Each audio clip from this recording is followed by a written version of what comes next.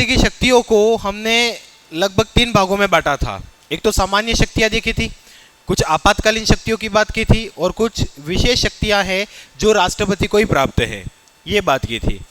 सामान्य शक्तियों में भी हम कल की क्लास में पढ़ रहे थे कार्यपालिका संबंधी शक्तियां यानी कार्यकारी शक्तियों के बारे में। किसके बारे में? कार्यपालिका यानी कार्यकारी शक्तियों के बारे में।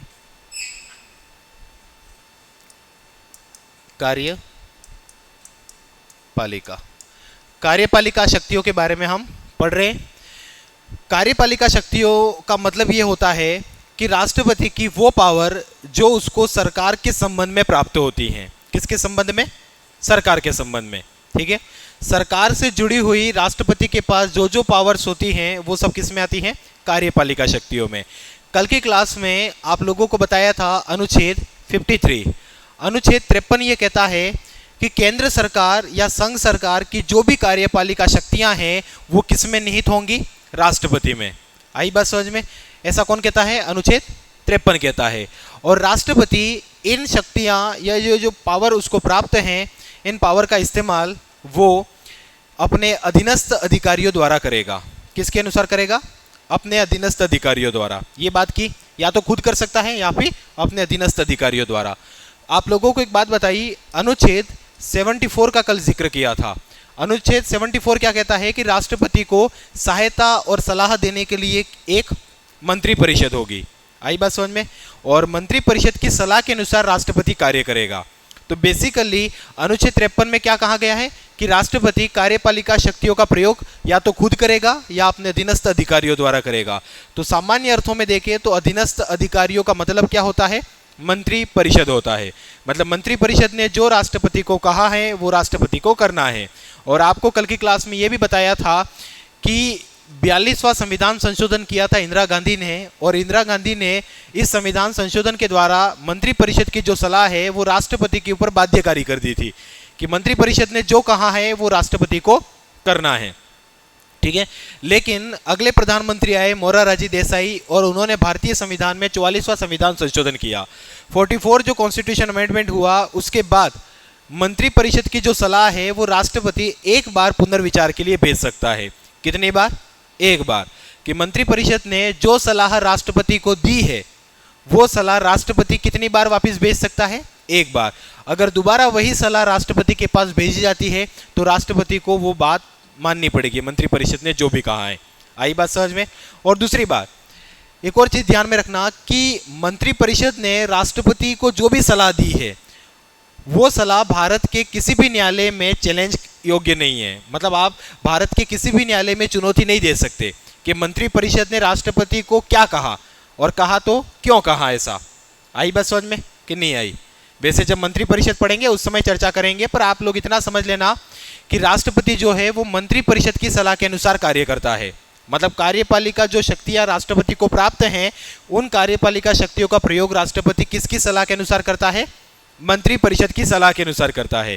ठीक है, और यहाँ पे एक और बात अभी जस्ट बताई आप लोगों को कि मंत्री परिषद ने राष्ट्रपति को जो भी सलाह दी, मान लो कि मंत्री परिषद ने ऐसी सलाह दी है राष्ट्रपति को कि आपको लग रहा है कि वास्तव में इससे देश के संविधान का उल्लंघन हो रहा है या गड़बड़ आपको लग रही है कुछ। आई बात समझ? मंत्री परिषद कुछ भी सलाह दे सकती है राष्ट्रपति को, तो आप किसी भी न्यायालय में चुनौती नहीं दे सकते कि मंत्री परिषद और राष्ट्रपति के बीच में क्या सलाह मशवरा हो रहा है। आ रही बात समझ में कि नहीं आ रही है? ठीक है, ये बात ध्यान में रखना। ठीक है, जब मंत्री परिषद पढ़ेंगे उस समय चर्चा करेंगे। उसके अलावा एक और आर्टिकल आपको कल की क्लास में बताया था, अनुच्छेद 77। अनुच्छेद 77 क्या कहता है कि केंद्र सरकार के जो भी कार्य होंगे वो किसके नाम से होंगे? राष्ट्रपति के नाम से होंगे।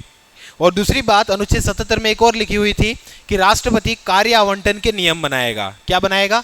कार्य आवंटन के नियम। और यह भी बताया था कि किस मंत्री को कौन सा विभाग या कौन सा पद देना है ये तो कौन तय करता है? प्रधानमंत्री। जबकि उस विभाग या उस पद के क्या नियम होंगे वो नियम बनाने का काम किसका होता है? राष्ट्रपति का होता है। और उसी नियम को क्या कहा जाता है? कार्य आवंटन के नियम या एलोकेशन ऑफ बिजनेस रूल कहा जाता है। और बहुत बार कंपटीशन एग्जाम में ये क्वेश्चन पूछा गया है। और कल की क्लास में आप लोगों को एक और हेडिंग लगवाई थी, क्या? लास्ट क्लास में अपन ने कहाँ तक पढ़ा था? नियुक्तियों के बारे में। राष्ट्रपति किस किस की नियुक्तियां करता है इसके बारे में हम लगभग चर्चा कर रहे थे। कुछ लिखा था इसमें? अनुच्छेद 75, ठीक है। हाँ, अनुच्छेद 75 के बारे में हम पढ़ रहे थे, ठीक है। नियुक्तियों में किसकी चर्चा हो रही थी? अनुच्छेद 75 की। अनुच्छेद 75 क्या कहता है कि राष्ट्रपति किसको नियुक्त करेगा? प्रधानमंत्री को, और प्रधानमंत्री की सिफारिश पर अन्य मंत्रियों को नियुक्त करेगा। आई बात समझ में? और आप लोगों को कल की क्लास में यह भी बताया था कि भारत में कौन सी व्यवस्था है? संसदात्मक व्यवस्था है। और संसदात्मक व्यवस्था के अनुसार जो लोकप्रिय सदन होता है, विधायिका, किसका लोकप्रिय सदन? विधायिका का। विधायिका का मतलब भारत में क्या है? संसद होती है, ठीक है। भारत की विधायिका कौन सी है? संसद है। विधायिका का मतलब क्या होता है? कानून बनाना। कानून बनाने का काम किसका है भारत में? संसद का होता है। तो विधायिका का वो हाउस जो कौन सा है? लोकप्रिय हाउस कहा जाता है। और भारत में लोकप्रिय हाउस कौन सा है? लोकसभा है, ठीक है। राज्यसभा किसका सदन है? राज्यों का सदन है। लोकसभा लोगों का सदन है, इसीलिए उसको लोकप्रिय सभा कहते हैं, ठीक है। तो जो लोकप्रिय सदन होता है उसमें जिसका बहुमत हो, उसमें जिसका बहुमत हो, उसी की क्या बनती है? सरकार बनती है। आई बात समझ में? ठीक है। तो कुल मिला के जिसका बहुमत लोकसभा में है, जिस पार्टी का, उस पार्टी के किसी नेता को राष्ट्रपति क्या बनाता है? प्रधानमंत्री बनाता है। क्यों बनाता है? क्योंकि ऐसी संसदीय व्यवस्था है भारत में, इसलिए। आई बात समझ में? और कल की क्लास में आप लोगों को एक और बात बताई थी कि अगर लोकसभा भंग है तो राष्ट्रपति किसे भी मंत्री बना सकता है, ठीक है। और UN राव बनाम इंदिरा गांधी के मामले में चुनौती दी गई थी। उस समय सुप्रीम कोर्ट ने कहा कि मंत्री या प्रधानमंत्री को बनाने का काम किसका है? नियुक्त कौन करता है? राष्ट्रपति करता है। हम और आप नहीं कर सकते, ठीक है। तो इसलिए हम उसको जज नहीं कर सकते। राष्ट्रपति ने इंदिरा गांधी को प्रधानमंत्री बनाया है तो बनाया है ना। और हम और आप इसमें कुछ भी नहीं कर सकते। ऐसा किसने कहा? सुप्रीम कोर्ट ने उस समय कहा था, ठीक है। तो ये हमारी नियुक्तियों के बारे में चर्चा लगभग हमने कल की क्लास में की है। नेक्स्ट यहां पे, अच्छा नेक्स्ट लिख देना अनुच्छेद 76, 76, अनुच्छेद 76 नियुक्तियों में ही पढ़ेंगे। अभी किसकी चर्चा हो रही है? नियुक्तियों की बात हो रही है। राष्ट्रपति किस किस की नियुक्तियां करता है? उसमें सबसे पहले अनुच्छेद 75 देखा। आप कौन सा आर्टिकल देख रहे हैं? 76। अनुच्छेद 76 क्या कहता है? इसमें लिखा हुआ है कि राष्ट्रपति महान्यायवादी की नियुक्ति करेंगे। लिखना, राष्ट्रपति महान्यायवादी की नियुक्ति करेंगे। किसकी नियुक्ति करेंगे? महान्यायवादी। राष्ट्रपति महान्यायवादी की नियुक्ति करेंगे, ठीक है। ऐसा लिखा हुआ है अनुच्छेद 76 के अंदर, ठीक है। महान्यायवादी कौन होता है? तो आप लोगों को बताया था, एक तरह का क्या है? ये सरकारी वकील है। क्या है? वकील। मतलब केंद्र सरकार के खिलाफ कोई व्यक्ति केस करता है, मतलब आपके खिलाफ केस होते हैं तो आप प्राइवेट वकील के पास नहीं जाते हो? वकील के करते हो कि नहीं करते हो भाई? अपने खिलाफ कोई केस हो जाए तो मुकदमा लड़ने के लिए, तो केंद्र सरकार जो होती है, सरकारें कहाँ पे वकील करने जाएंगी? तो एक केंद्र सरकार का लीगल एडवाइजर होता है, कि एक वकील होता है, जिसे क्या कहा जाता है? महान्यायवादी कहा जाता है। अंग्रेजी में इसे कहते हैं अटॉर्नी जनरल कहते हैं, ठीक है। अब एक और बात समझना है यहाँ पे, महान्यायवादी किसका भाग था? आप लोगों को बताया था पहले, कार्यपालिका का। कार्यपालिका में कौन कौन आता था? तब शुरुआत की क्लास में बताया उस समय, राष्ट्रपति, उपराष्ट्रपति, प्रधानमंत्री, मंत्रिपरिषद और महान्यायवादी। ये सब किसके भाग हैं? कार्यपालिका के, ठीक है। तो कार्यपालिका का एक व्यक्ति है जिसका नाम क्या है? महान्यायवादी। इसकी नियुक्ति कौन करता है? राष्ट्रपति। इसी के नीचे मैं 3 फैक्ट एक साथ बता रहा हूं, समझ लेना यहाँ पे, ठीक है। जैसे नियुक्ति की बात करें, नियुक्ति एक शपथ ले लेते हैं और एक प्रसाद पर्यंत, ठीक है। अब किस किस के फेवर में राष्ट्रपति को क्या क्या पावर प्राप्त है देखना। जैसे मैं बात करूं किसकी? महान्यायवादी की। किसकी? महान्यायवादी। अब महान्यायवादी की नियुक्ति कौन करता है? राष्ट्रपति करता है। महान्यायवादी को शपथ कौन दिलाता है? राष्ट्रपति दिलाता है। और जब तक राष्ट्रपति चाहे तब तक महान्यायवादी अपने पद पर बना रहेगा। प्रसाद पर्यंत का मतलब क्या होता है? कि राष्ट्रपति जब तक चाहेगा तब तक व्यक्ति अपने पद पर बना रहेगा, ठीक है। देखो, हमारे संविधान में 2 तरह के कॉन्सेप्ट हैं। एक तो व्यक्ति का कार्यकाल निर्धारित होता है और एक व्यक्ति का प्रसाद पर्यंत होता है। कार्यकाल का मतलब ये हो गया कि 5 साल की अवधि तक ये पद पर रहेगा, और प्रसाद पर्यंत का मतलब ये होता है कि किसी व्यक्ति का कोई कार्यकाल नहीं है, जब तक उसको जिसने नियुक्त किया है वो उसको नहीं हटाता है तब तक वो अपने पद पर बना रहेगा। आई बात समझ में? जिसका कार्यकाल फिक्स होता है उसके लिए तो संविधान में लिख दिया कि 5 साल का कार्यकाल होगा या 70 वर्ष की आयु होगी वगैरह वगैरह सारी बातें। पर जो महान्यायवादी होता है उसका कोई कार्यकाल नहीं होता है, जब तक राष्ट्रपति चाहेगा तब तक वो अपने पद पर बना रहेगा। राष्ट्रपति को लगा कि आज नियुक्त किया कल हटाना है हट। आई बात समझ में? ठीक है। उसके बाद आप लोगों ने एक नाम सुना है सीएजी का। सीएजी बताया था आप लोगों को, कंट्रोल एंड ऑडिटर जनरल, नियंत्रक व महालेखा परीक्षक जिसे कहते हैं। तो जो सीएजी होता है उसकी नियुक्ति भी कौन करता है? राष्ट्रपति करता है। शपथ कौन दिलाता है? राष्ट्रपति दिलाता है। पर सीएजी का कार्यकाल निर्धारित होता है। आई बात समझ में? सीएजी का फिक्स कार्यकाल है, राष्ट्रपति के प्रसाद पर्यंत वो पद पर नहीं रहता है। जब बात करेंगे उस समय सारी बातें करेंगे, ठीक है। उसके अलावा जो राज्यपाल है राज्यों के, किसके बारे में? राज्यपाल। राज्यपाल की नियुक्ति भी कौन करता है? राष्ट्रपति करता है। और राज्यपाल कब तक पद पे रहेगा? जब तक राष्ट्रपति चाहेगा, पर शपथ राष्ट्रपति उसको नहीं दिलवाता राज्यपाल को। आई बात समझ में कि नहीं आ रही है?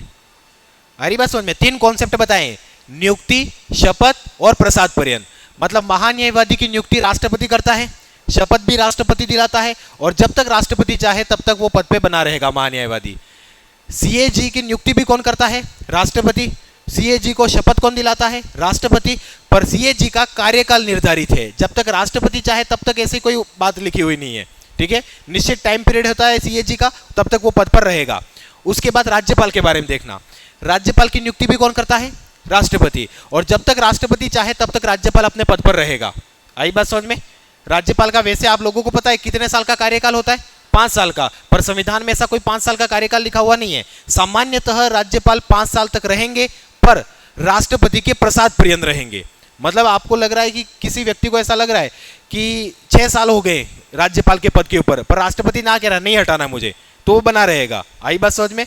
ये राज्यपाल के बारे में ध्यान में रखना। सामान्यतः राज्यपाल कितने साल तक रहते हैं? 5 साल। पर संविधान में क्या लिखा हुआ है? राष्ट्रपति के प्रसाद पर्यंत रहेंगे। क्या लिखा हुआ है? राष्ट्रपति के प्रसाद पर्यंत। जब तक राष्ट्रपति चाहेगा तब तक राज्यपाल अपने पद पर बना रहेगा। आई बात समझ में? 5 साल से पहले हटाना है तो भी रवाना, और 10 साल हो जाए तो भी उसको रखना है तो रखेगा। आई बात समझ में? ये ध्यान में रखना। लेकिन राज्यपाल को शपथ राष्ट्रपति नहीं दिलवाता है। शपथ कौन दिलवाता है? हाईकोर्ट का जो मुख्य न्यायाधीश होता है वो शपथ दिलाता है। तो ये बात ध्यान में रखना, ठीक है। उसके अलावा जो केंद्र शासित प्रदेश होते हैं, यूनियन टेरिटोरीज जिसे हम कहते हैं, उन क्षेत्रों के अंदर प्रशासक नियुक्त होता है। कौन होता है? प्रशासक होते हैं, या उपराज्यपाल का पद होता है। किसका पद होता है? प्रशासक या उपराज्यपाल का पद होता है, जो केंद्र शासित प्रदेश होते हैं वहां पे, ठीक है। तो उपराज्यपाल या प्रशासक को भी राज्यपाल कौन नियुक्त करता है? राष्ट्रपति नियुक्त करता है। शपथ नहीं दिलवाता है राष्ट्रपति, और प्रसाद पर्यंत भी उसके बारे में लिखा हुआ है। आई बात समझ में? मतलब कुल मिला के राज्यपाल जैसी ही बात है यहाँ पर भी, ठीक है। तो ये एक स्लाइड में आप लोगों को कुछ बातें समझाइए, हल्का सा उतार देना समझने के लिए। लिखना, नियुक्ति, शपथ और प्रसाद पर्यंत, ठीक है। महान्यायवादी की नियुक्ति, राइट का मतलब यह है कि राष्ट्रपति करता है ना, और कैंसल का मतलब क्या है कि शपथ नहीं दिलाता वो।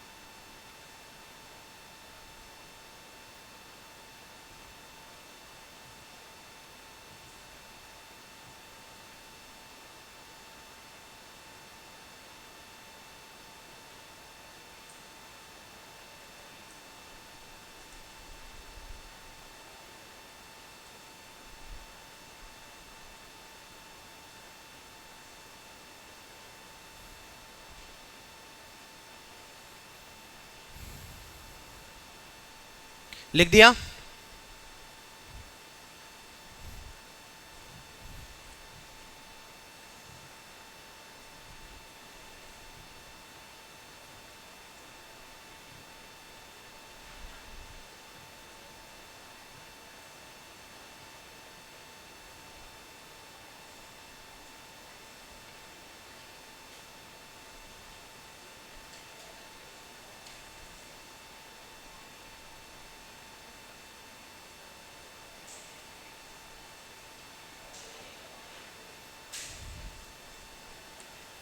चलो हो गया, ठीक है।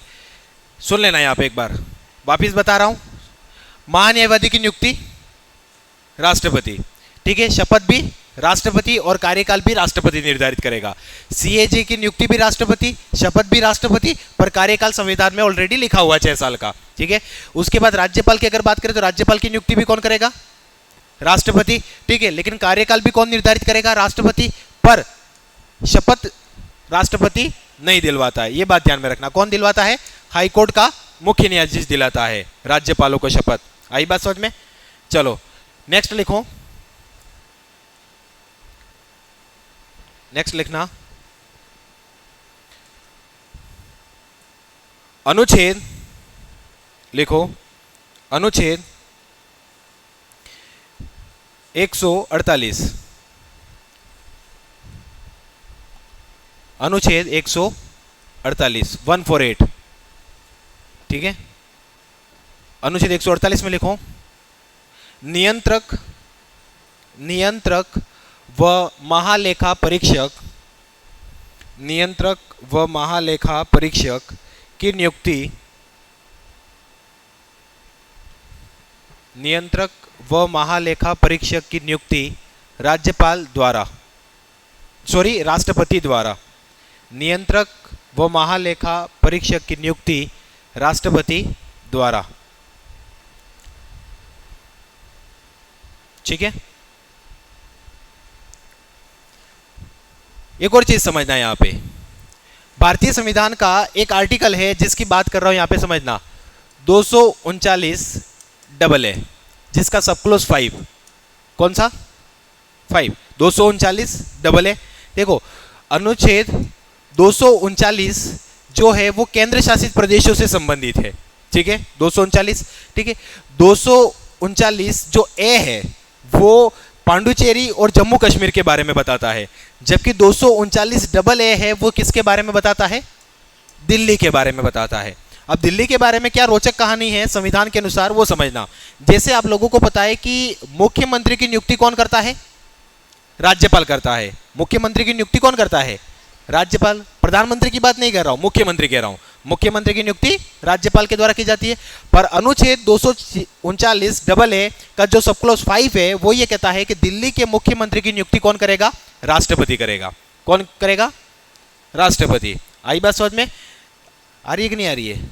ठीक है। तो दिल्ली के मुख्यमंत्री की नियुक्ति किसके द्वारा की जाती है? राष्ट्रपति के द्वारा। जबकि आप लोगों को एक और बात बता दूं कि पांडुचेरी के मुख्यमंत्री की नियुक्ति भी किसके द्वारा की जाती है? राष्ट्रपति द्वारा की जाती है, पर वो संविधान में लिखा हुआ नहीं है। आई बात समझ में? ठीक है। जब दिल्ली को लेकर तो पूरा का पूरा आर्टिकल 239 डबल ए में सारे प्रावधान कर रखे हैं कि दिल्ली के मंत्रिपरिषद में कितने लोग होंगे।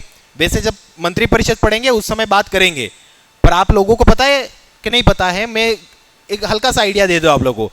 मंत्रिपरिषद के बारे में सुना आप लोगों ने? ठीक है। मंत्रिपरिषद में राज्य की जो मंत्रिपरिषद है, किसकी? राज्य की। राज्य की मंत्रिपरिषद में अधिकतम विधानसभा के 15% लोग होते हैं। राज्य की मंत्रिपरिषद में अधिकतम कितने होते हैं? विधानसभा के 15%। आई बात समझ में? जबकि दिल्ली की मंत्रिपरिषद में विधानसभा के 10% लोग होते हैं, केवल दिल्ली में ही। दिल्ली के लिए अलग प्रावधान है बहुत सारे। आई बात समझ में? दिल्ली के मुख्यमंत्री की नियुक्ति राष्ट्रपति द्वारा की जाती है। ठीक है। अभी दिल्ली में मुख्यमंत्री का बदलाव हुआ है, केजरीवाल जी के बाद कौन बने अभी? कौन? आतिशी, है ना। तो ये बातें दिल्ली को लेकर ध्यान में रखना कि भारत के जितने भी राज्य हैं सभी राज्यों की मंत्रिपरिषद में अधिकतम होंगे 15%, बस दिल्ली की मंत्रिपरिषद में 10% होंगे। सभी राज्यों के मुख्यमंत्रियों की नियुक्ति राज्यपाल करेगा, पर दिल्ली के मुख्यमंत्री की नियुक्ति राष्ट्रपति करता है।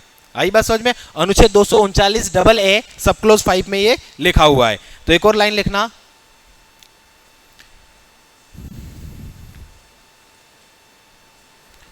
लिखो अनुच्छेद 239, पहले तो लिखो अनुच्छेद 239, अनुच्छेद 239 में लिखो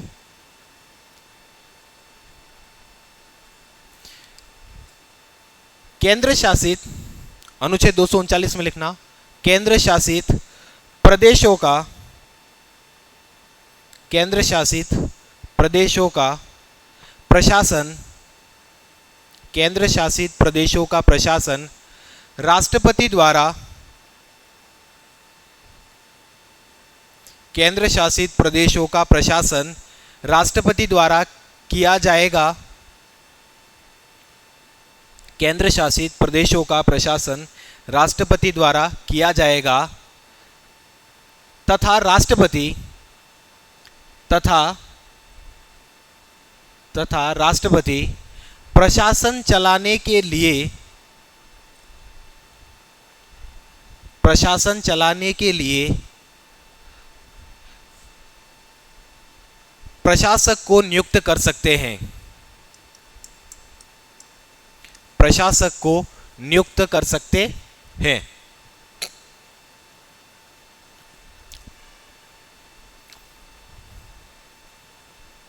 देखो समझना यहां पे अनुच्छेद 239 क्या कहता है कि जो भी केंद्र शासित प्रदेश हैं उन केंद्र शासित प्रदेशों का जो प्रशासन है, जो उनका एडमिनिस्ट्रेशन है, वो कौन चलाएगा? राष्ट्रपति के हाथ में होगा, किसी और को नहीं दिया है। केंद्र शासित प्रदेश के ऊपर सीधा नियंत्रण किसका होगा? राष्ट्रपति का। तो राष्ट्रपति अब सारे केंद्र शासित प्रदेशों में तो जा नहीं सकता, तो अनुच्छेद 239 की जो धारा 1 है वो यही कहती है कि केंद्र शासित प्रदेशों का प्रशासन तो राष्ट्रपति चलाएगा, पर राष्ट्रपति प्रशासन चलाने के लिए किसी प्रशासक को नियुक्त कर सकता है। जैसे राज्यों में राज्यपाल की नियुक्ति होती है, वैसे न वैसे केंद्र शासित प्रदेशों में किसकी नियुक्ति होती है? प्रशासकों की। आई बात समझ में? क्योंकि 239 क्या कहता है कि राष्ट्रपति केंद्र शासित प्रदेशों का प्रशासन देखेगा या प्रशासन वही चलाएगा राष्ट्रपति, पर राष्ट्रपति अब सारे केंद्र शासित प्रदेशों में तो जा नहीं सकता। जैसे आप लोगों को पता होगा, जैसे ये हमारा भारत है, यहाँ पे आप लोगों को पता है केंद्र शासित प्रदेश है जिसका नाम क्या है? अंडमान और निकोबार द्वीप समूह है। यहाँ पर पांडुचेरी है। अरे बात समझ में? तो अब यहाँ पे सब जगह पे थोड़ी घूमेगा, दिल्ली में बैठा हुआ राष्ट्रपति। तो राष्ट्रपति किसको नियुक्त कर सकता है? प्रशासक को, जो केंद्र शासित प्रदेशों के देखभाल करेंगे और समय समय पे कुछ भी काम करना है अगर उनको केंद्र शासित प्रदेशों में, तो राष्ट्रपति को पूछने के बाद वो काम करते हैं। आई बात समझ में कि नहीं आ रही है? ठीक है, तो केंद्र शासित प्रदेशों का प्रशासन कौन चलाएगा? राष्ट्रपति। पर राष्ट्रपति प्रशासन चलाने के लिए किसको नियुक्त कर सकता है? वहां पे प्रशासक। लेकिन 239 जो है, 239 की धारा 2 देखना। धारा 2 क्या कहती है कि अगर कोई प्रशासक अगर राष्ट्रपति को नहीं मिलता है, मान लेते हैं अपन, वैसे भारत में बहुत बेरोजगारी है, कोई ना कोई तो मिल जाएगा, किसी को भी अपन बना सकते हैं, पर आप लोगों के समझने के लिए कि कोई प्रशासक अगर नहीं है, ठीक है, मान लेते हैं कि यहाँ पे दक्षिण भारत का ये राज्य है, यहाँ पे मान लो कि तमिलनाडु राज्य है। कौन सा है? ठीक है, तमिलनाडु के जस्ट पास में यहाँ पे केंद्र शासित प्रदेश है जिसका नाम क्या है? पांडुचेरी या पुडुचेरी। क्या नाम है? केंद्र शासित प्रदेश का नाम सुना है? पांडुचेरी या पुडुचेरी। ठीक है, यहाँ पे एक राज्य का नाम भी सुना होगा, तमिलनाडु, नाम सुना है? ठीक है, अब राज्यपाल मान लो कि पर्टिकुलर किसी प्रशासक को पांडुचेरी में नियुक्त नहीं करता है, तो जो तमिलनाडु का राज्यपाल होगा, किसका राज्यपाल? तमिलनाडु का। तमिलनाडु के राज्यपाल को पांडुचेरी में काम करने के लिए कह सकता है कि आप पांडुचेरी का प्रशासन संभाल लो। आई बात समझ में कि नहीं आ रही है? ठीक है, या मान लो कि हो सके तो राजस्थान का हो, मतलब खाली तमिलनाडु वाला ही नहीं, भारत के किसी भी राज्य के राज्यपाल को कह सकता है राष्ट्रपति कि आप इस केंद्र शासित प्रदेश का प्रशासन संभालो। आई बात समझ में? और यहां पर इवन इतना लिखा हुआ है कि जैसे मान लो, एक उदाहरण के तौर पे आप लोगों को मैं बताऊं अगर, ठीक है, ये हमारा भारत है, ठीक है, यहां पे पांडुचेरी ले लेते हैं, ठीक है, और यहां पे अपना क्या है? राजस्थान है। क्या है? राजस्थान। ठीक है, और यहां पे प्रेसिडेंट बैठा हुआ दिल्ली के अंदर। अब राजस्थान के मान लो कि राज्यपाल अभी कौन है? हरिभाऊ। कौन है? हरिभाऊ कृष्णराव बांगड़े। ठीक है, तो हरिभाऊ जो हैं उनको कह सकता है कि आप किसका प्रशासन देख लो? पांडुचेरी का प्रशासन देख लो। अब जो हरिभाऊ हैं, जो राज्यपाल होता है, हरिभाऊ कौन है? राज्यपाल है। तो जो राज्यपाल होता है वो किसकी सलाह के अनुसार कार्य करता है? मुख्यमंत्री और मंत्रिपरिषद की सलाह के अनुसार कार्य करता है कि जैसा मुख्यमंत्री और मंत्रिपरिषद कह रहे हैं वैसा उसको काम करना है। ठीक है। पर हरिभाऊ को राजस्थान में अगर कोई काम करना है तो राजस्थान का जो मुख्यमंत्री कहेगा वैसा हरिभाऊ करेंगे, पर पांडुचेरी में उसको जो भी काम करना है उसके लिए राजस्थान की मंत्रिपरिषद को उसको नहीं पूछना है। आई बात समझ में कि नहीं आ रही है? किसी को नहीं पूछना है, राष्ट्रपति को खाली पूछना है उसको किसी भी बात को लेकर। आई बात समझ में कि नहीं आ रही है? ठीक है। तो कहने का मतलब क्या है कि केंद्र शासित प्रदेश, देखो 239 क्लियर कहता है केंद्र शासित प्रदेशों का प्रशासन किसके हाथों में होगा? राष्ट्रपति के हाथ में। राष्ट्रपति प्रशासन चलाने के लिए किसी प्रशासक को नियुक्त कर सकता है। अगर उसको प्रशासक नहीं मिलता है तो किसी राज्य के राज्यपाल को केंद्र शासित प्रदेश का प्रभार दे सकता है, और ऐसा राज्यपाल उस राज्य की मंत्रिपरिषद को बिना पूछे उस केंद्र शासित प्रदेश में शासन करेगा। राज्य की मंत्रिपरिषद को नहीं पूछना है कि मैं उस पांडुचेरी में क्या करूं कि क्या नहीं करूं। ठीक है, ये बात ध्यान में रखना। तो लिखा, क्या लिखा आपने? नियुक्त कर सकता है। फिर लिखो नेक्स्ट लाइन में 239 में, किसी राज्य के राज्यपाल को, किसी राज्य के राज्यपाल को, किसी राज्य के राज्यपाल को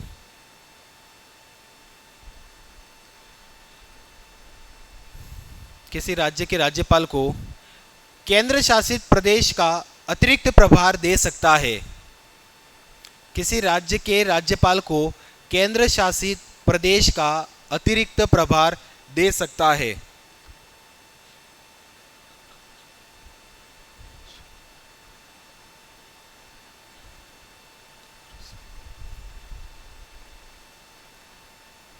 ठीक है, किसी राज्य के राज्यपाल को केंद्र शासित प्रदेश का अतिरिक्त प्रभार दे सकता है।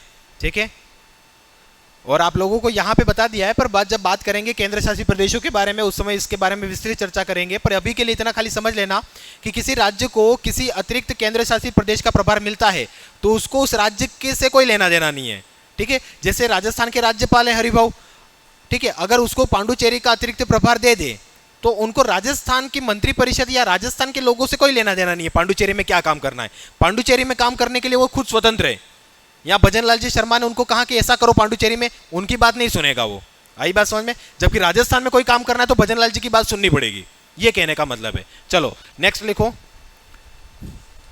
अनुच्छेद 239 डबल ए सब क्लोज 5। अनुच्छेद 239 डबल ए सब क्लोज 5 हिंदी में कहोगे तो डबल क, क्या आता है? 2 क। अनुच्छेद 239 डबल ए सब क्लोज 5 लिखा। लिखना इसमें, दिल्ली के मुख्यमंत्री की नियुक्ति, दिल्ली के मुख्यमंत्री की नियुक्ति, वैसे दिल्ली का नाम दिल्ली नहीं है, राष्ट्रीय राजधानी क्षेत्र दिल्ली लिखा हुआ है, ये बात भी ध्यान में रखना। दिल्ली के मुख्यमंत्री की नियुक्ति राष्ट्रपति द्वारा की जाएगी।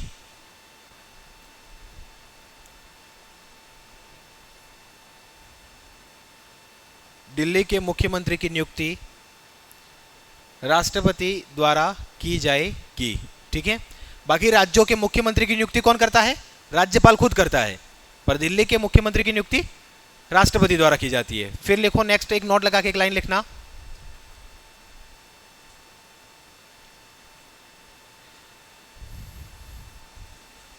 नोट लगा के लिखना, संघ राज्य क्षेत्र शासन अधिनियम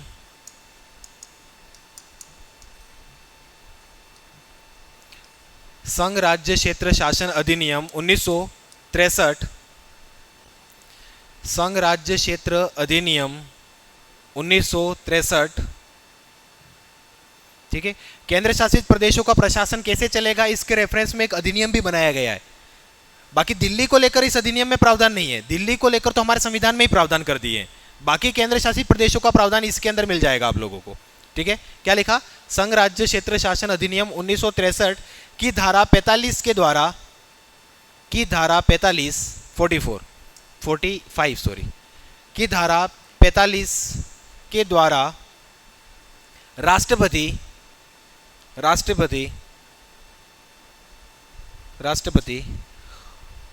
पुडुचेरी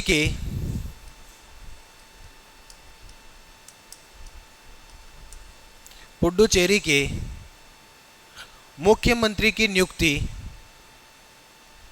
45 के द्वारा राष्ट्रपति पुडुचेरी के मुख्यमंत्री की नियुक्ति करते हैं। क्या लाइन क्या लिखी है, क्या लिखा, पूरी लाइन बताओ एक बार।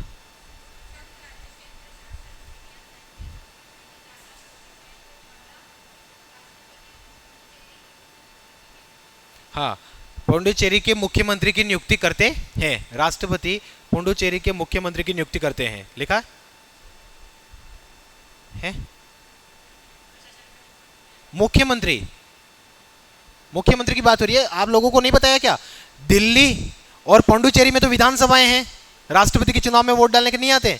दिल्ली और पुडुचेरी में मुख्यमंत्री होते हैं, जम्मू कश्मीर में भी होंगे अब।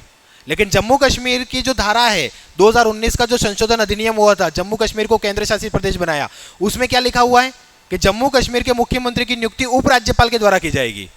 आई बात समझ में कि नहीं आ रही है भाई? सुनना यहाँ पे एक बार मैं बता रहा हूँ, वापिस सुनो, यहाँ पे सारा कंफ्यूजन क्लियर हो जाएगा आप लोगों का। एक मिनट यहाँ पे ध्यान से सुन लेना, ठीक है? आप लोग ध्यान में रखना, भारत में कितने राज्य हैं? 28 राज्य हैं। 28 राज्यों के अंदर क्या होते हैं? मुख्यमंत्री हैं। मुख्यमंत्री हैं कि नहीं है? 28 राज्यों में जो मुख्यमंत्री हैं, इनकी नियुक्ति कौन करेगा? राज्यपाल करेगा। कौन करेगा? ठीक है, जैसे राजस्थान का राज्यपाल राजस्थान के मुख्यमंत्री की नियुक्ति करेगा, मध्य प्रदेश का राज्यपाल मध्य प्रदेश के मुख्यमंत्री की नियुक्ति करेगा। ये लिखा हुआ है, बात आई समझ में? लेकिन अनुच्छेद 239 जो डबल है उसकी धारा 5 जो है, उसमें क्या लिखा हुआ है कि जो दिल्ली है, ठीक है, दिल्ली में मुख्यमंत्री का प्रावधान है। देखो, 3 केंद्र शासित प्रदेशों में मुख्यमंत्री होगा, एक तो दिल्ली में होता है, एक पुडुचेरी में, और एक जम्मू कश्मीर के अंदर। 3 केंद्र शासित प्रदेशों में क्या होता है? मुख्यमंत्री होता है। तो दिल्ली के जो मुख्यमंत्री है, दिल्ली का जो सीएम है, उसकी नियुक्ति कौन करेगा? राष्ट्रपति करेगा, ठीक है। पांडुचेरी के सीएम की नियुक्ति कौन करेगा? राष्ट्रपति करेगा, ठीक है। पर दिल्ली के सीएम की नियुक्ति भारतीय संविधान के अनुच्छेद 239 के द्वारा होती है, जबकि पांडुचेरी के मुख्यमंत्री की नियुक्ति संविधान के अनुसार नहीं होती है। पांडुचेरी के मुख्यमंत्री की नियुक्ति संविधान के अनुसार नहीं होती है। आई बात समझ में? ये बात, सारी बातें आप लोगों को बताएंगे बाद में, ठीक है। जम्मू कश्मीर पुनर्गठन अधिनियम आया, कब आया था? 2019 में। कब आया था? 2019 में।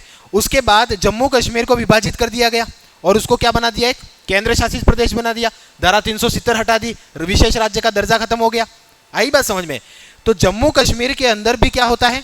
सीएम होगा। पर जम्मू कश्मीर पुनर्गठन अधिनियम 2019 की जो धारा है वो क्या कहती है कि जम्मू कश्मीर के सीएम की नियुक्ति कौन करेंगे?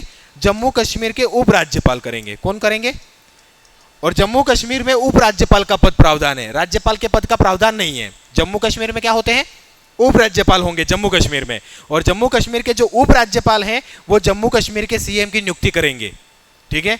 अगर इस अधिनियम में ये लिख देते कि जम्मू कश्मीर के मुख्यमंत्री की नियुक्ति राष्ट्रपति करेंगे तो फिर राष्ट्रपति करते। पर इस धारा के अंदर क्या लिखा हुआ है, इस अधिनियम में क्या लिखा हुआ है कि जम्मू कश्मीर के सीएम की नियुक्ति कौन करेंगे?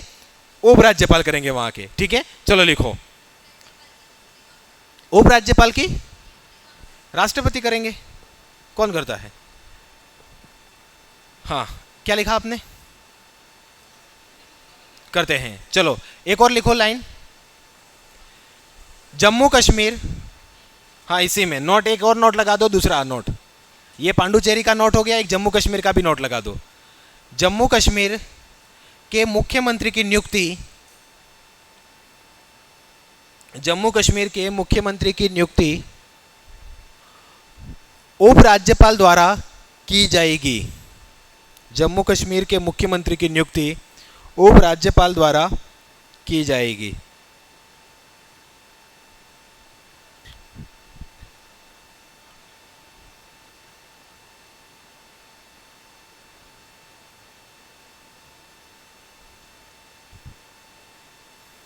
ठीक है, चलो सारी बात आई समझ में कि नहीं आ रही? जा रही है खोपड़े में? हाँ, अब देखना, यहाँ पे सुनना, नहीं आए तो शाम को वीडियो आए तो एक बार फिर से देख लेना। अब देखना, अब मैं 3 आर्टिकल की फिर से बात कर रहा हूं, ठीक है। अनुच्छेद 338, अनुच्छेद 338 ए और अनुच्छेद 338 बी, ठीक है। कितने आर्टिकलों की बात हो रही है? 3। 338, 338 ए और 338 बी। 338 में किसका उल्लेख है? एससी कमीशन का। किसका उल्लेख है? एससी। एससी का मतलब क्या हो गया? अनुसूचित जाति आयोग। कौन सा? अनुसूचित जाति आयोग, एससी कमीशन। ठीक है। 338 ए में किसका उल्लेख है? ST commission. ठीक है, अनुसूचित जनजाति आयोग।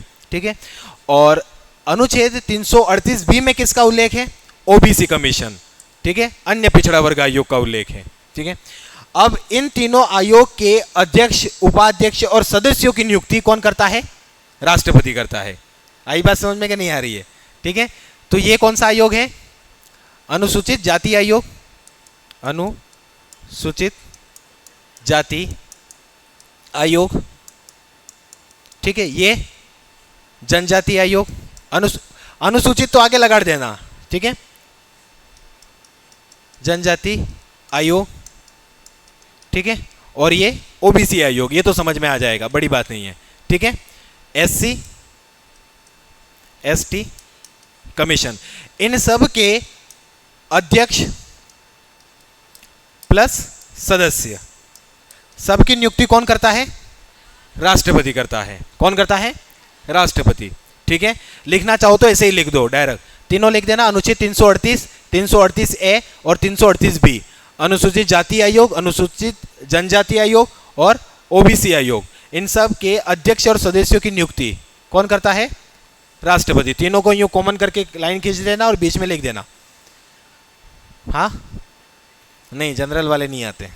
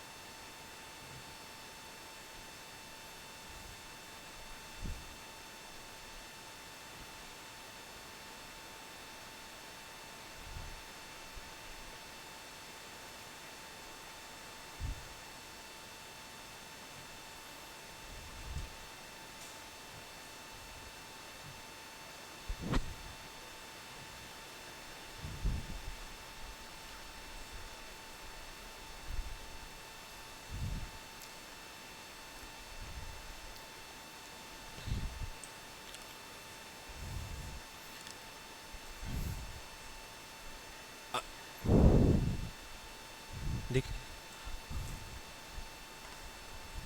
वो बंद करके रखा पैनल, वहां पर भी बोर्ड चालू कर सकते थे वैसे।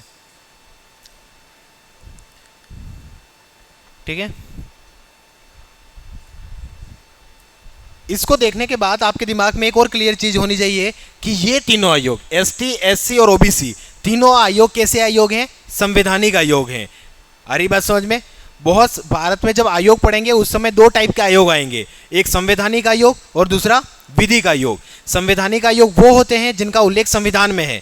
तो आप लोगों को ध्यान में रखना है कि एसटी, एससी और ओबीसी आयोग कैसे आयोग हैं? संवैधानिक आयोग है, जिनका उल्लेख संविधान में है।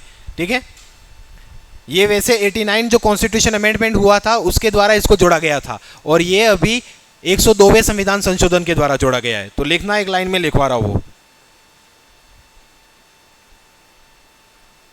लिखो।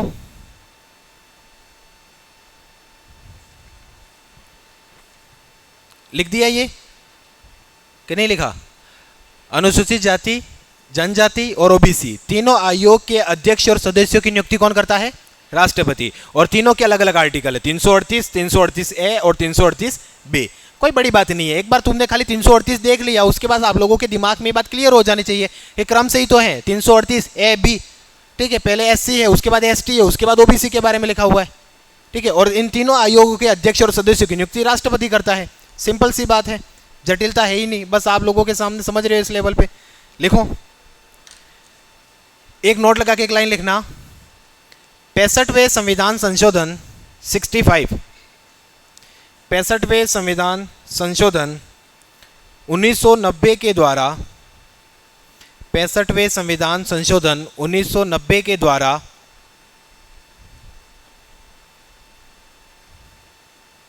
65वें संविधान संशोधन 1990 के द्वारा एसटी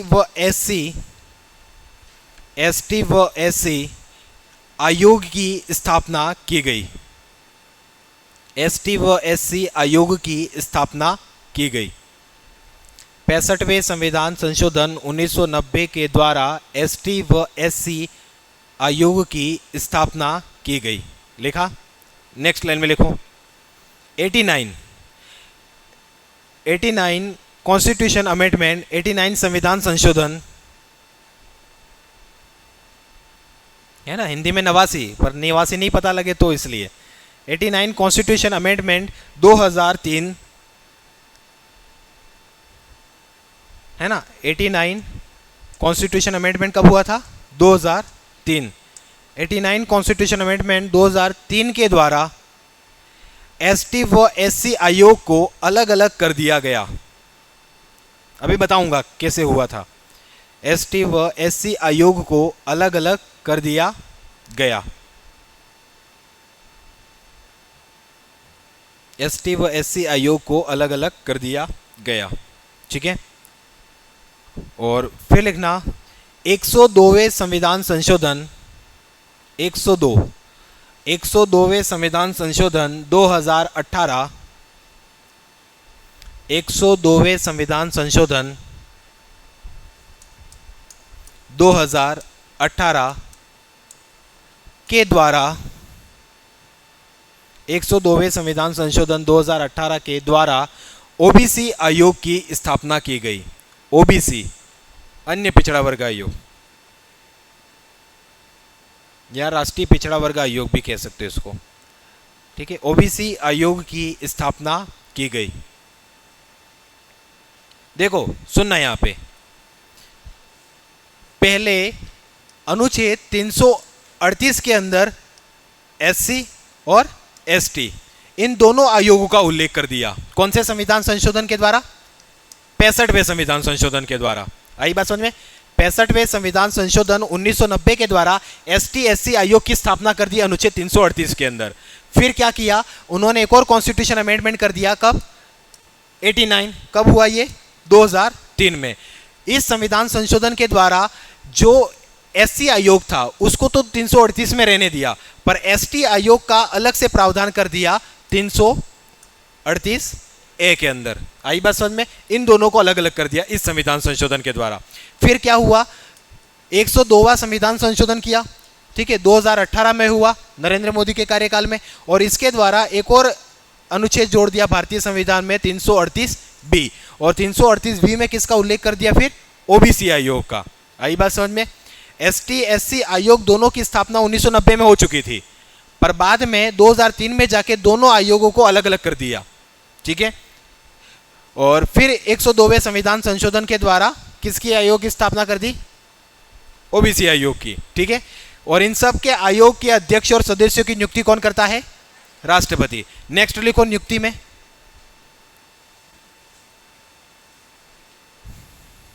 लिखना संघ लोक सेवा आयोग। संघ लोक सेवा आयोग। ठीक है। यूपीएससी यानी। हाँ लिखो ना, लिखवा रहा हूं मैं, सब लिखवा रहा हूं। लिखो नेक्स्ट लाइन में संघ लोक सेवा आयोग। संघ लोक सेवा आयोग के अध्यक्ष, संघ लोक सेवा आयोग के अध्यक्ष व सदस्यों की नियुक्ति। संघ लोक सेवा आयोग के अध्यक्ष व सदस्यों की नियुक्ति।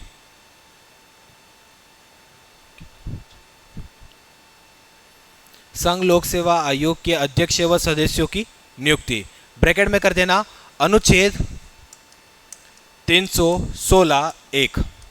ठीक है। अनुच्छेद 316 एक। ठीक है। मतलब जो यूपीएससी है, ठीक है, जो आईएएस आईपीएस के एग्जाम करवाती है, बड़े बड़े भारत के सिविल सर्विस के एग्जाम, जो यूपीएससी है उसके अध्यक्ष और सदस्यों की नियुक्ति कौन करता है? राष्ट्रपति करता है। ऐसा कहां पे लिखा हुआ है? अनुच्छेद 316 के अंदर। ठीक है। अभी हम पढ़ क्या रहे हैं? पर्टिकुलर राष्ट्रपति द्वारा की जाने वाली प्रमुख नियुक्तियों के बारे में। नेक्स्ट लिखो मुख्य निर्वाचन आयुक्त। मुख्य, नेक्स्ट लाइन में लिखो मुख्य निर्वाचन आयुक्त, मुख्य निर्वाचन आयुक्त और अन्य निर्वाचन आयुक्त की नियुक्ति, मुख्य निर्वाचन आयुक्त व अन्य निर्वाचन आयुक्त की नियुक्ति, मुख्य निर्वाचन आयुक्त व अन्य निर्वाचन आयुक्त की नियुक्ति। ठीक है, मुख्य निर्वाचन आयुक्त व अन्य निर्वाचन आयुक्त की नियुक्ति ब्रैकेट में कर देना अनुच्छेद 324, अनुच्छेद 324, अनुच्छेद 324 में क्या लिखा हुआ है? मुख्य निर्वाचन आयुक्त व अन्य निर्वाचन आयुक्त। निर्वाचन आयुक्त का मतलब क्या होता है? इलेक्शन जो कमीशन है, जो सेंट्रल लेवल का है ना, केंद्रीय जो निर्वाचन आयोग है, जो राष्ट्रपति के चुनाव भी वही करवाता है, लोकसभा के चुनाव भी वही करवाता है, राज्यसभा के चुनाव भी वही करवाता है, विधानसभाओं के चुनाव भी वही करवाता है। कौन? केंद्रीय निर्वाचन आयोग। ठीक है, उस केंद्रीय निर्वाचन आयोग का जो अध्यक्ष होता है उसे क्या कहा जाता है? मुख्य निर्वाचन आयुक्त कहा जाता है। क्या कहा जाता है? मुख्य निर्वाचन आयोग। तो जो उस आयोग में अध्यक्ष है और उस इलेक्शन कमीशन के जो सदस्य हैं उनकी नियुक्ति कौन करता है? राष्ट्रपति करता है। आ रही बात समझ में? कौन से आर्टिकल के द्वारा? अनुच्छेद 324 के द्वारा। तो ये लगभग हमारे सामने राष्ट्रपति की प्रमुख नियुक्तियों के बारे में हमने देखा। ठीक है, सबसे पहली बात कौन सी थी? प्रधानमंत्री की नियुक्ति करता है, प्रधानमंत्री की सिफारिश पर अन्य मंत्रियों की नियुक्ति। कौन सा आर्टिकल कहता था? अनुच्छेद 75। उसके बाद हमने अनुच्छेद 76 देखा। अनुच्छेद 76 क्या कहता है? महान्यायवादी की नियुक्ति कौन करेगा? राष्ट्रपति। उसके बाद अनुच्छेद 148 के बारे में चर्चा की। अनुच्छेद 148 के अनुसार जो सीएजी है, नियंत्रक व महालेखा परीक्षक, उसकी नियुक्ति कौन करता है? राष्ट्रपति। उसके बाद हमने देखा कि अनुच्छेद 239 के अनुसार किसी भी केंद्र शासित प्रदेश में प्रशासक को नियुक्त कर सकता है कौन? राष्ट्रपति। उसके बाद अनुच्छेद 239 AA सब क्लोज 5 के अनुसार दिल्ली के मुख्यमंत्री की नियुक्ति भी कौन करता है? राष्ट्रपति। उसके बाद पांडुचेरी के मुख्यमंत्री की नियुक्ति भी कौन करता है? राष्ट्रपति। आ रही बात समझ में? उसके बाद जो संघ लोक सेवा आयोग है यूपीएससी, उसके अध्यक्ष और सदस्यों की नियुक्ति भी कौन करता है? राष्ट्रपति। जो निर्वाचन आयोग है, जो सेंट्रल इलेक्शन कमीशन है, उसके अध्यक्ष और सदस्यों की नियुक्ति भी कौन करता है? राष्ट्रपति करता है। आ रही बात समझ में? उसके अलावा 3 आर्टिकल अभी एक साथ बताए, अनुच्छेद 338, 338A और 338B, SC, ST और OBC तीनों आयोगों के अध्यक्ष और सदस्यों की नियुक्ति भी कौन करता है? राष्ट्रपति करता है। राज्यों में राज्यपाल की नियुक्ति भी कौन करता है? राष्ट्रपति।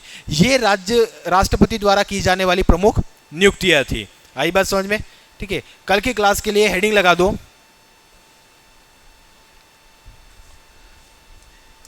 राष्ट्रपति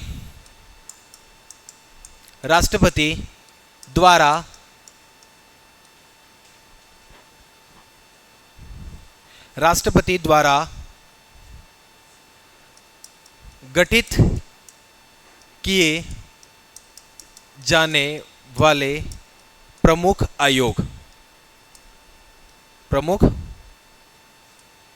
आयोग, ठीक है। ये तो आयोग के अध्यक्ष और सदस्यों की नियुक्ति के बारे में हो गया, पर अभी हम किसकी बात कर रहे हैं? अब हमारी जो हेडिंग है वो ऐसे कौन कौन से आयोग हैं जिनका गठन राष्ट्रपति करता है। भारत में ऐसे कौन कौन से कमीशन हैं जिनका गठन कौन करता है? राष्ट्रपति। जैसे आप लोगों को पता है वित्त आयोग, नाम सुना है? वित्त आयोग का गठन भी कौन करता है? राष्ट्रपति। एक आयोग होता है जिसका नाम है राजभाषा आयोग, राजभाषा आयोग का गठन भी कौन करता है? राष्ट्रपति। राष्ट्रपति पढ़ रहे तो वही गठन करेगा, स्वाभाविक सी बात है, ठीक है। नहीं आता तो भी राष्ट्रपति तो करेंगे, ठीक है। जनजातियों के कल्याण के लिए एक अलग से बोर्ड गठित होता है, ठीक है, उस आयोग की, जनजाति कल्याण आयोग की गठन भी कौन करेगा? राष्ट्रपति, ठीक है। अन्य पिछड़ा वर्ग के कल्याण के लिए भी एक आयोग गठित होता है, उसके भी गठित कौन करता है? राष्ट्रपति करता है, जो कल की क्लास में अपन देखेंगे, ठीक है।